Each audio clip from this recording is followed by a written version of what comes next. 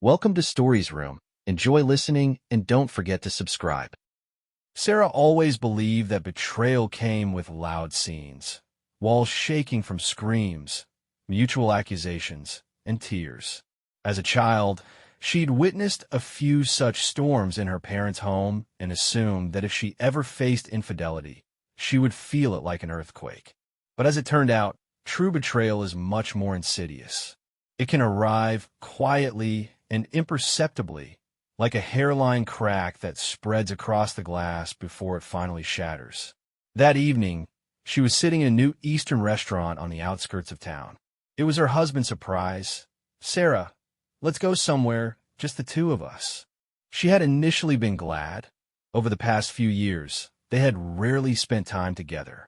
Life's daily grind, work, responsibilities, and obligations seemed to have gradually devoured the passion they once shared.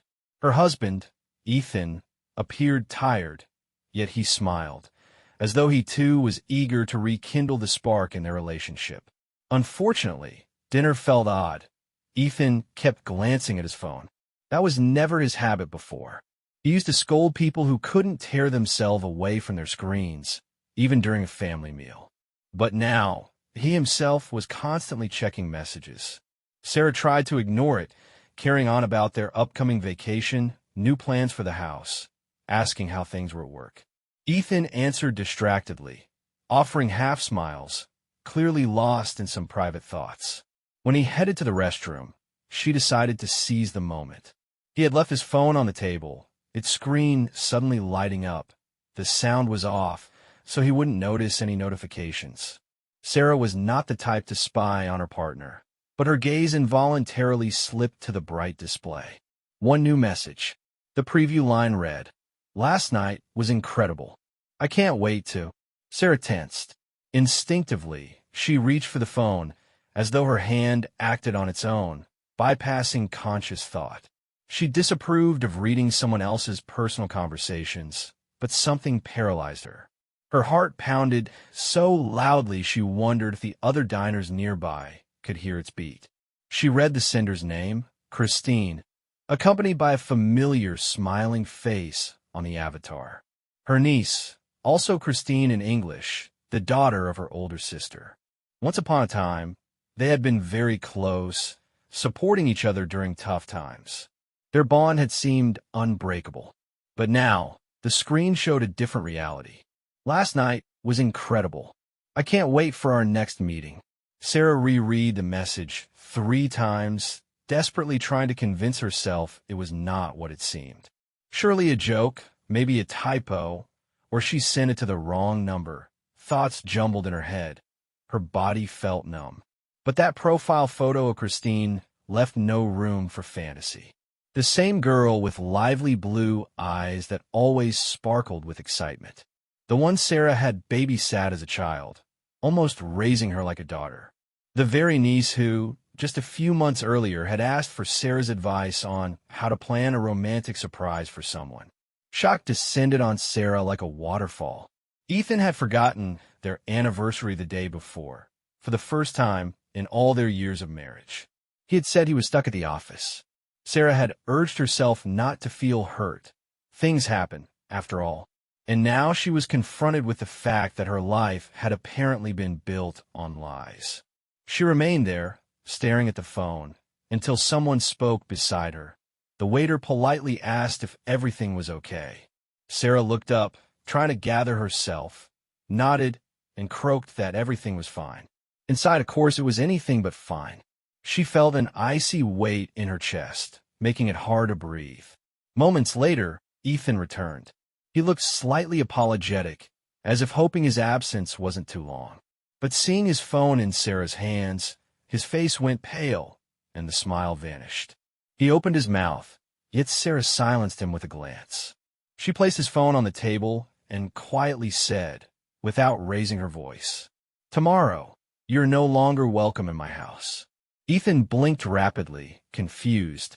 He tried to speak, but Sarah abruptly rose, grabbed her purse, and left the restaurant in quick, determined steps. She could barely breathe. She wanted to scream and cry, but everything remained trapped inside, converting into a cold resolve. The betrayal was silent. No glass thrown, no scene in that restaurant. But it felt no less agonizing. Outside, a cool gust of wind hit Sarah. Her heart was pounding so hard it roared in her ears. Street lamps and the occasional passerby flickered in front of her. For me, the world has collapsed, but for everyone else, it's just another night, she thought, which made the pain cut even deeper. When she got home, the place seemed alien, silent and cold, though that very morning it had felt normal and homely. She didn't sleep at all that night, tossing restlessly, holding back tears, feeling a burning ache in her chest. Over and over, she saw in her mind the image of Ethan's phone in her hand. Provocative message. It was as though a physical hand was clawing at her heart. In the morning, Ethan called. Sarah saw his name on the screen and felt a sickening wave of disgust in her throat. She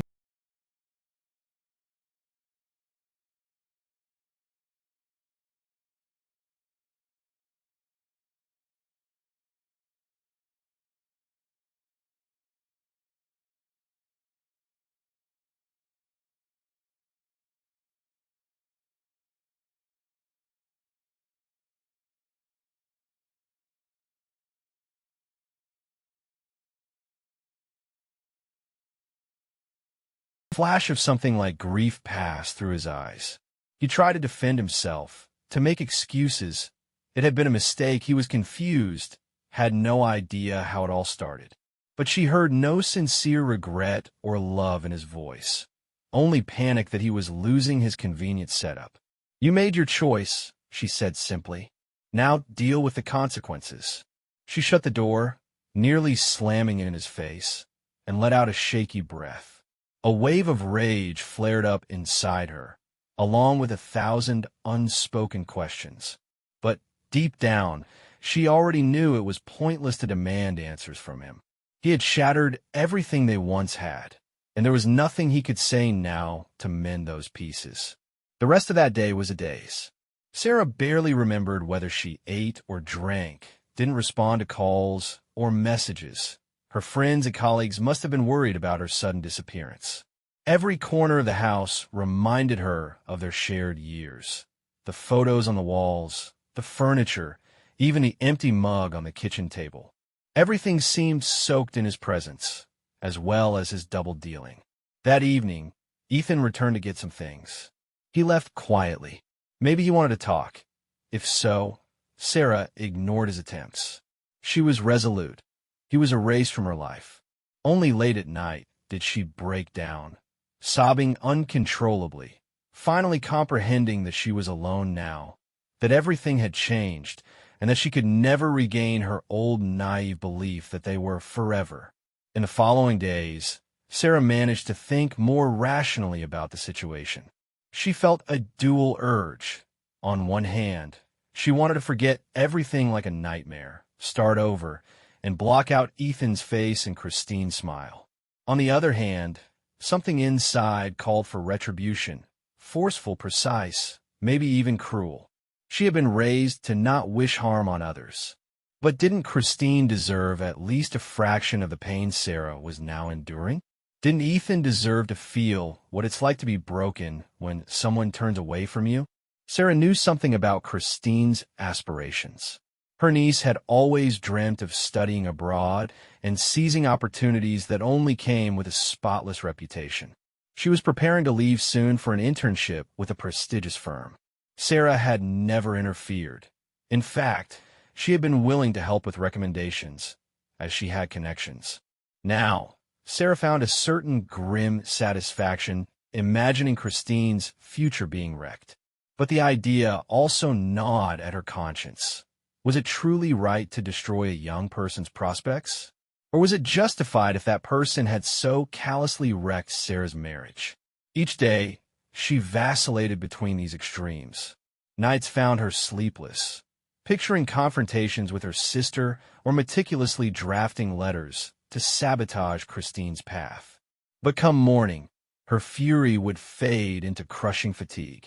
Simultaneously, Sarah realized that perhaps her life could hold something else beyond bitterness and vengeance. An old acquaintance, someone she knew through work years ago, started messaging her frequently. His name was Tom. He'd invite her just for coffee and a talk. She would have refused in the past, wary of anything resembling flirting. But now, feeling betrayed and cast aside, the idea of attention from another man thrilled her. Why not? She caught herself thinking. She arranged to meet Tom at a small bar downtown. Sarah walked there, practically trembling, feeling as though it was her first real date. She had forgotten what it was like to sense interest from a stranger. Inside, a flicker of anxiety asked, "Is this right?" It's all so raw. But upon seeing Tom, smiling, confident, her tension eased a bit. He asked how she was doing, how she was coping, what was new in her life. She began talking about how she once gave up career opportunities for Ethan, how she built her life around her husband's dreams, and now it was all in ruins. Tom listened without interruption, occasionally asking clarifying questions. Sarah felt she could speak openly, voicing thoughts she'd never shared, even with close friends. In his presence, she felt free to talk, without fear of judgment. It was exactly what she needed, someone to hear her out. They ordered some wine and switched to other topics: travel, favorite books, memories. Tom teased her gently, and she found herself laughing for the first time in days. A contradictory feeling of gratitude and guilt swept over her. "I'm laughing while my marriage is falling apart," she thought. Then she reminded herself that Ethan was the one who betrayed her. Why shouldn't she enjoy a bit of warmth from someone else? That night was nothing special. They simply talked, exchanged glances and emotions. But as Tom said goodbye, his hand lingered on hers a moment longer than a friend's touch would, and Sarah felt a new spark inside her. A tingling mix of excitement and longing, something she hadn't experienced in years. She woke the next morning feeling lighter, not quite a victim of betrayal anymore. Rather, more determined to reshape her own life according to her own terms.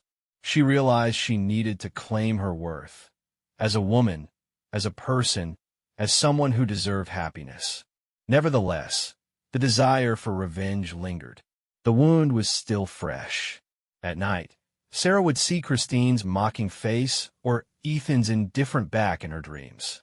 She would wake up boiling with anger. During the day, she continued plotting ways to get back at them. One day, she scrolled through old texts with Christine, where her niece had written about the upcoming internship. Christine had asked Sarah to please write a recommendation, because everyone there knows you. Sarah really did have ties with the organization partially funding such programs. A month before, she would have gladly helped. After all, Christine was family. Now, as she reread those messages, Sarah pondered how effortlessly she could sabotage Christine. A couple of emails in the right places, and Christine's internship would be jeopardized. Though she might still have opportunities later, the path ahead would be complicated. Sarah spent 2 days toying with the idea. But whenever she was on the verge of sending such an email, another part of her whispered, "Stop. Don't become like them. Don't inflict harm just to pass on your pain." A turning point came with a call from her sister, who phoned Sarah for the first time in ages. She spoke quickly, asking why Sarah wasn't in touch, then complained that Christine was all stressed out about her upcoming departure. Sarah listened silently, seething. "Your daughter slept with my husband, and you're worried about her nerves?" Yet she said nothing. She hung up politely, feelings of rage swirling inside her. That evening, nearly shaking with anger, she called Tom to come over. She said little, but the desperation in her voice must have told him everything. He arrived with a bottle of red wine and a warm smile, only to meet a woman trembling from fury, grief, and betrayal. Sarah hadn't expected how fiercely her bottled-up tension would explode once he appeared at her door. She shut it behind him, and in the next instant, their lips met. No preamble, no hesitant words. Months of pent-up tension poured out. Sarah's fingers dug into his shoulders, his arms wrapped around her waist, letting her feel wanted and alive instead of alone and crushed.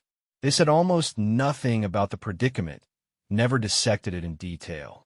There was only the dim light in her living room, some random playlist in the background. Then everything happened quickly and intensely, like an explosion. Their kisses grew deeper, more urgent. Sarah felt her heart pounding out of her chest, a wave of long-dormant sensations coursing through her body. Reaching the bedroom, Sarah's reawakened passion felt like a release from the shackles of deceit. She realized she could enjoy this closeness without guilt. Ethan had destroyed their marriage. She yearned to immerse herself in another man's arms, breath, and warmth, as if to prove to herself she was still alive. Tom met her intensity with equal fervor, and in those hours they spent together, Sarah felt as if she were shaking off thick dust from her soul. It wasn't some tenderly choreographed romance. It was raw, fueled by pain and a need to reclaim her sense of self. Yet its honest intensity offered Sarah a small ray of hope. The following morning, Sarah woke before Tom and quietly slipped out of bed to sit in the kitchen, gazing out the window. The city was awakening. People hustled to work, and the faint smell of fresh pastries drifted from a nearby bakery. She spun her phone in her hand, thinking once again about taking revenge on Christine. Though the previous night's passion had provided some relief, the turmoil wasn't over. Her mind still wrestled with the question, should she ruin her niece's future? Was it deserved? Maybe if I inflict damage, it'll free me from the burden of rage, she thought. But perhaps it only prolongs the suffering. Tom entered barefoot, his hair disheveled, an affectionate grin tugging at his lips. Seeing her, he hugged her gently from behind, planting a light kiss on her neck. "What are you thinking about?" he asked. "I'm thinking about how sometimes you want to retaliate in kind for a wrong," Sarah admitted, without turning around. "How badly do you want it?" Tom peered in her eyes. Sarah closed hers and whispered, "So badly it hurts. But I'm not sure it will make me happier." Tom nodded. He didn't try to push her either way, but he said a simple truth. Sometimes what matters most is not losing yourself. It sounded sincere, and Sarah felt understood in her pain. She realized he respected the inner conflict tearing her apart. She took a deep breath. She still wasn't sure how she would deal with Christine, but this brief conversation offered a different perspective. Perhaps the greatest tragedy wasn't just the betrayal, but also the risk of losing her own humanity if she surrendered to bitterness. A few days later, Sarah unexpectedly ran into Christine at a shopping mall. It happened so abruptly that neither could pretend not to notice the other. Christine looked like she hadn't slept for several nights. Dark circles under her eyes, pressed lips, a weary face. She spoke first. "Sarah, I'm so sorry." Sarah heard a tremor in her niece's voice, noticing a vulnerability she hadn't expected. Still, she wasn't certain it was regret and not fear of repercussions. "Sorry," Sarah repeated coolly. I never meant to destroy everything," Christine muttered. "It just happened. I don't know how we got there. Between me and Ethan, there was—" Sarah interjected icily. "Does it matter what you two had? You both knew what you were doing." Christine bit her lip. Tears glistened in her eyes. She tried stepping closer, but Sarah moved aside, signaling she didn't want contact. Inside, Sarah's emotions flared. Anger, hurt, and that flicker of revenge. "I'm leaving next week," Christine said softly. "I hope someday we can talk again. Like family." Sarah gazed at her without speaking. Everything around them seemed to fade. The shoppers, the noise, the bustle, leaving only a swirl of bitter memories. Family rang hollow. Yet Sarah was too exhausted to lash out. She'd used up all her energy. "Good luck," she finally said in a clipped tone. "I hope you find something there that doesn't belong to someone else." Without waiting for a reply, she turned and walked away, her heart pounding. She wanted to sob or scream, but not in front of the girl she once loved like a daughter. Only when Christine was gone did Sarah realize she was breathing heavily. She reflected that she was furious not only about the betrayal, but also about living with this painful scar on her soul. That evening, she wrestled with her thoughts again. She still felt tormented, phone in hand, rereading the draft email she had written to sabotage Christine's internship. With one click, she could ruin Christine's future. This is cruel, she thought. But she destroyed my marriage, demanded another part of her. She recalled Tom's gentle words, "Don't lose yourself." The laptop keys glowed. The cursor blinked in the email's draft. She deleted a few lines, then typed harsher ones, then deleted them again. Eventually, she paused, realizing there might be an even more cunning form of revenge. Wait until Christine left, let her settle in and think she'd gotten away with everything, and then strike when she was most vulnerable. The thought sparked a twisted sense of justice. Let her feel what I felt, thinking it's all behind me, that I haven't noticed, Sarah mused. That very night, she met up with Tom, telling him about her indecision. He listened carefully, then quietly said, "Any choice you make will affect not only her, but also you. If you want to live thinking you've evened the score, maybe you'll feel temporary satisfaction. But ask yourself, are you ready to let that darkness linger in your life for years?" Sarah didn't know how to respond. She lapsed into deep thought, but being in Tom's arms that evening brought a measure of calm. A couple of weeks later, Christine left the country. Sarah found out through her sister's chatty texts full of emojis. "My girl's already abroad. Can you believe it?" News about Ethan reached Sarah sporadically. He wanted to talk and start fresh, but she never replied. Each time she saw a message from him, her stomach clenched. She knew she would never go back to him. Meanwhile, her relationship with Tom grew closer. They avoided grand declarations, but a gentle bond, warm and steady, was forming. Sarah found herself slowly reclaiming who she was, no longer living in someone else's shadow. Once the chaos surrounding the betrayal settled, Sarah felt emptiness. What next? What's my future? She asked herself repeatedly. She recognized that life went on. Her career was fine, her health stable. She had a home, new acquaintances, potential travel. But was she happy? One evening, during dinner at a new restaurant, Tom noticed her distant, melancholy gaze. "It seems you're not here," he said softly, covering her hand with his. She smiled faintly and admitted, "I'm thinking about everything I've missed all these years. I devoted myself to the family. And now there is no family." Tom gently prompted, "Are you sure you don't have a family?" Family isn't always a husband and children. Sometimes it's friends, people who love you, people who support you and share your life. Sarah lowered her gaze, feeling a tangled mix of gratitude and sadness. Perhaps he was right, but accepting that truth wasn't easy after having been so certain life should have gone differently. Months after Christine's departure, Sarah received an email from her niece. She opened it nervously, unsure what to expect. The message was scattered, seeming to pour out in a single rush. "Sarah, I don't know if I have any right to write to you, but I have to say this. I remember that day at the mall, the look in your eyes, and I realize how much damage I caused. I'm not justifying myself. What I did was terrible. If I could turn back time, I would never have gone down that path. But in that moment, Ethan seemed like someone who, I don't know, understood me. It felt like an attraction stronger than common sense, and maybe he manipulated me. Right now, I see how foolish I was. I am sorry. I don't expect forgiveness because I'm not sure I deserve it. But I want you to know, I won't erase you from my life. If one day you want to talk again, I'll be happy. If not, I understand.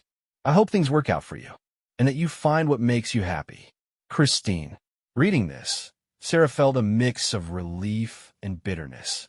She had viewed Christine solely as the villain who stole her husband, but the email hinted at a naive confusion, perhaps manipulated by Ethan. She wondered if he had simply been lying to both of them, if this was his standard pattern of backup plans. At the end, Christine mentioned she was continuing her internship with some success, but living each day weighed down by guilt. Sarah contemplated how she felt. Anger? Relief? Unexpectedly, tears rolled down her cheeks. I don't think I want to keep seeking revenge, she realized. Sarah decided it was time to stop living in the past. She mulled over what she truly wanted. She began seeing a therapist, not because she felt broken, but because she needed guidance to process her hurt and move forward from the betrayal. These sessions helped her see that vengeance would neither bring back lost years nor restore trust.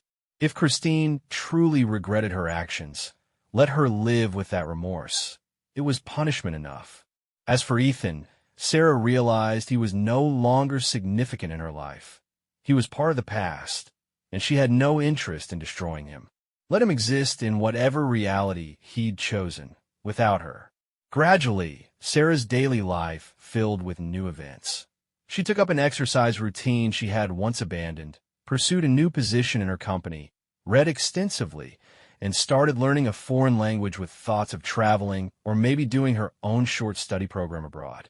She didn't radically change overnight, yet she felt more like herself than she ever had. Her evolving relationship with Tom was not rushed, but developed a deeper closeness. They didn't set lofty goals for each other. She needed more time to heal. Tom respected that. Their bond grew in warmth, trust, and occasional surges of passion. Sarah would still have dreams where Ethan begged forgiveness or Christine cried, but waking from those no longer threw her into despair. She felt only a mild sadness, reminding her that life moves on. She didn't wish them harm. Perhaps, in time, she might manage a civil relationship with Christine. For now, she focused on mending her own heart. About a year later, Sarah finally decided to make her divorce official. The papers were ready. She only had to sign them. Ethan had been stalling, saying, "Let's wait a bit. Maybe we still can." But Sarah stood firm. On the day she signed the documents, her hands shook. It was a formality. She no longer saw Ethan as her husband, but she was flooded with memories. Their first meeting, traveling together, the shared laughter and arguments, snuggling under blankets on cold mornings. All of it reduced to a sad bundle, now stamped with a final divorce decree. She cried, wiping away tears as she placed her signature. Then came a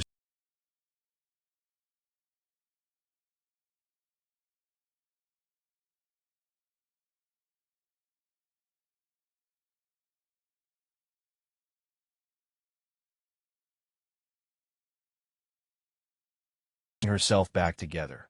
She went to the gym, took up new tasks at work, read more, and began planning a trip abroad, something she'd always wanted to do. Her life with Tom evolved quietly, with a gentle undercurrent. She wasn't ready to declare "I love you" with total abandon, not after so many scars. But she felt gratitude and growing fondness for a man who had shown her genuine empathy and patience. At times, Sarah would leaf through old photo albums, noticing how rarely she used a smile in the past few years. Now, she realized she was ready to smile again, freely, sincerely. "I made it through the pain. I'm not at the end, but a new beginning," she told herself. Exactly a year after that fateful dinner in the restaurant, Sarah traveled with Tom to a coastal town they'd rented for a weekend. The waves rolled in a soothing rhythm under the moonlit sky, a gentle ocean breeze in the air. Standing at the shoreline, Sarah felt the sand shifting beneath her bare feet. She reflected on her journey over the past year. A marriage that had seemed unbreakable was torn apart in an instant. A husband she trusted turned out to be a liar and a traitor.